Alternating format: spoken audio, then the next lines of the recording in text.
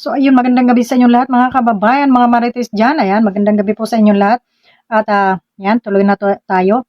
At bigyan lang natin ng reaction ni Sangkay dito kay Ate Malo sa paggawa ng tawag nito, paggawa ng pang-iinsulto na naman. Instead na wala ng gulo, wala ng issue.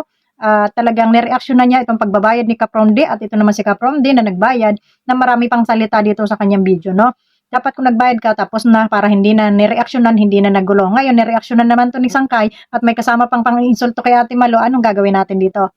Ha? Alangan namang hindi natin ito sagutin at pabayaan na lang natin na mga insulto na naman at mamayagpag na naman yung kasinungalingan nito. So, ayun. Pakinggan natin. Talaga na nawala talaga yung time. Sana maklear ito sa mga sa community mo dong. Sobra. No? Kaya andito na po ang pera, no? Huwag na po tayong mag-comment po ng mga negative po dyan, na maging masaya na lang po. And dito po, para naman po ito sa beneficiaries din natin, no?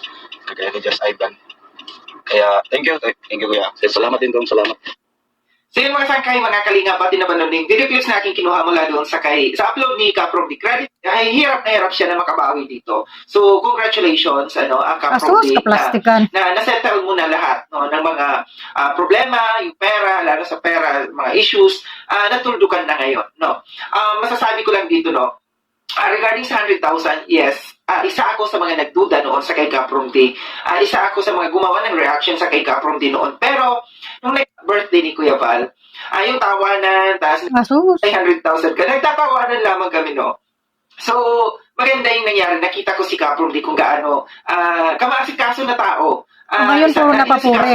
Ngayon puro napapure, pero noon puro banat. Di ba? Ngayon, ewan ko ba ba't ganito yung klase ng tao, no? Ngayon puro napapuri ko, no? Kasi nga, nakabayad na. Normal lang naman bayaran niya talaga yon dahil niya, yun naman talagang sinisingil sa kanya, no?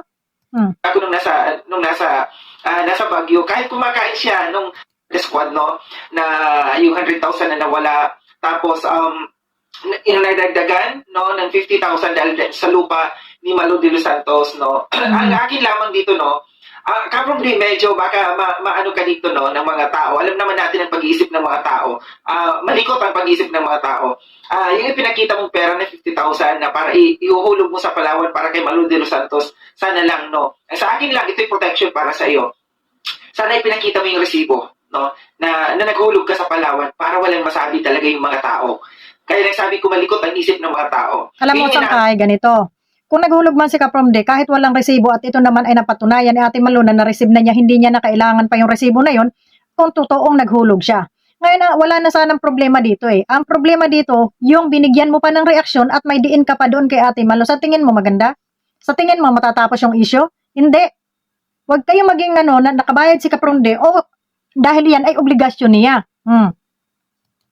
Antay ko na hindi lang dapat yung pera ang ipapakita mo, kundi yung resibo. Katunayan na talagang inihulog mo yung pera kay Malo de los Santos para wala nang masabing mga tao. Baka isipin kasi ng mga tao, yung 50,000 na ipinakita ni Kapromdi, yun din yun yung ipinakita doon ibinigay sa kay Ruel. Diba? Sira ulo ka pala eh. No? Kahit pa sabihin ipakita yun kay Ruel, kung natanggap ni Ruel, at sabihin niya ito ay na kay Ate Malo, sa tingin mo kung hindi yun natanggap ni Ate Malo, hindi ba magre-react si Ate Malo? Bakit mo sasabihin ipinakita mo na andyan ano mo, wala naman akong na-receive. So ibig sabihin walang ingay si Ate Malo, natanggap niya na yung pera. So bakit ni-reactionan mo pa at binibigyan mo pa ng kahulugan? Kahit hindi na magbigay si Kapromdi ng resibo at sa katunayan naman ay natanggap na at sila na yung nag-usap, dapat hindi mo na ni-reactionan at binigyan ng mga ganyang kahulugan pa, no? Naghahanap ka lang talaga ng away eh.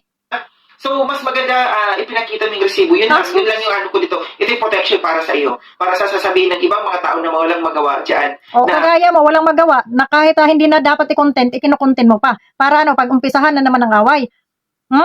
Kundi mag-isip ng masama para sa kapwa natin. No, yung 100,000, 70,000, nakulan niya kasi nakapagbigay na siya na... Paano naman maiisip ng mga tao na yung ipinakita kay Ruel ay yun din yung ipinakita kay Ate Malo? Bakit? Kung hindi ba binigay yun ni Kapromdi kay Ate Malo at sasabihin ni Kapromdi dyan sa kanyang vlog na ito yung 50,000 ibinigay ko kay Ate Malo tapos hindi naman natanggap ni Ate Malo, sa tingin mo hindi mag-iingay si Ate Malo? Bakit magsasabing may 50,000 ka hindi wala ka naman hinuhulog sa akin? So ibig sabihin si Ate Malo hindi naman nag-ingay at sinabi niya na natanggap na niya. Tapos na sana yun, hindi mo na sana binigyan ng content pa para wala ng gulo at sarado na sana yung issue na yan.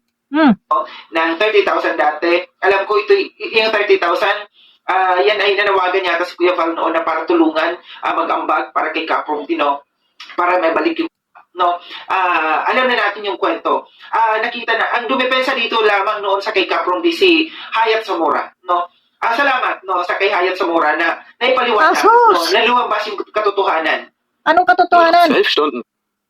Yan ang sinasabi ko sa'yo. Ang ina nyo kung hindi nyo pa, kung dapat hindi nyo na nireaksyonan para wala nang, hindi na nakakagigil yung mga, ano nyo, no?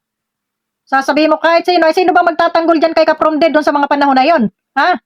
Eh, maraming nagrereklamo tungkol sa kanya. Kasalanan din naman ni Kaprom D. Bakit hindi niya nilinaw? Bakit nanahimik siya? Kahit ba wala siyang pera, ay di kinausap sana niya ng maayos. Alam na alam ninyo kung ano ang mali ni Kaprom D. Na pinangakuan, tapos ignore.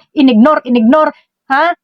Ignore yung mga text message. Ay kung yung bakada text na sinasagot, ate, pasensya ka na, wala pa po akong kapira-pira. Hayaan nyo po at ito pag nagkapira ako, ibabalik ko po yun sa inyo, hantay-antay lamang po kayo. Ha? Hindi yung ginawa niya, ha? Pinaasa niya, tapos nung kinukontak siya, hindi na siya makontak at ini-ignore na niya. Tama ba yung ginawa niya? Ha?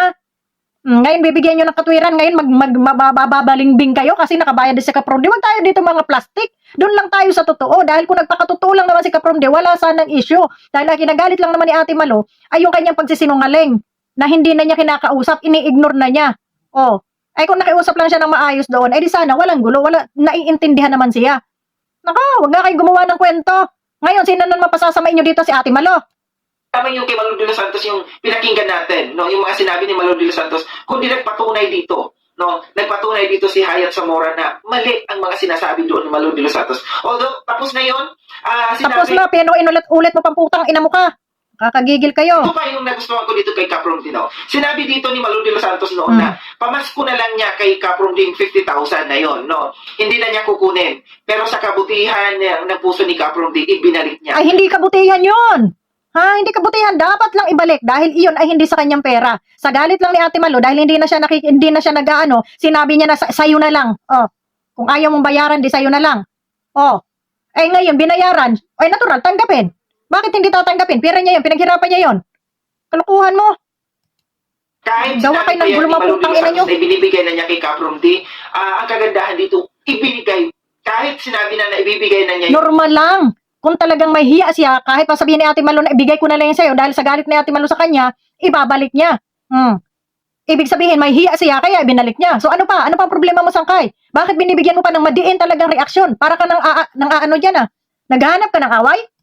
Hindi tinanggap ni Kaprom D na tanggapin na ibibigay na sa kanya para sus! kundi ibinigay niya. No, ibinigay niya yung pera na hindi niya tinanggap yung sinasabing pamasko sa kanya. No, yun yung maganda. No, yun yung maganda para wala na talagang masabi. Sus, may masasabi pa. Bakit? May masasabi pa. Dahil kung talagang ano sa puso ninyo yung pagbabayad ha, ay di dapat wala na sanang video o ito na ibalik na. Sapat na sana yon, ha? Sapat na sana o ito na ibalik ko na po, nabayaran ko na po yung ganito. Tapos, bakit pinapalaki nyo? Pinapalaki nyo ang isyo.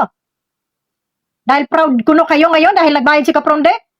Sa tingin nyo, kung hindi ba hinihiya yan si Kaprom D, makaisip ba yung bayaran? Na noon nga tinagutaguan? Ako, ginagalit nyo ako eh. No, siguro si Kaprom D, sinasabi noon na baka nakabudol na naman si Kaprom D ng pera. No, ikaw lang nag-iisip niya na baka nakabudol.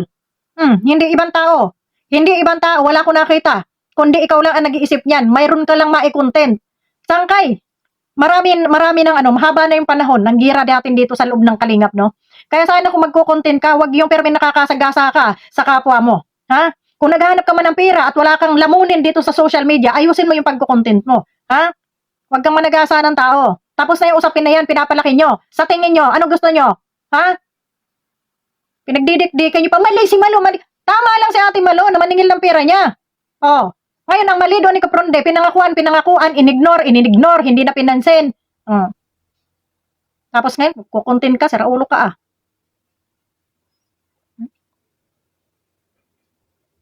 So yun, hanggang dito na lang at ako'y nang nag-iinit dito sa putang ng sangkay na to. Kaya nakabayan dito.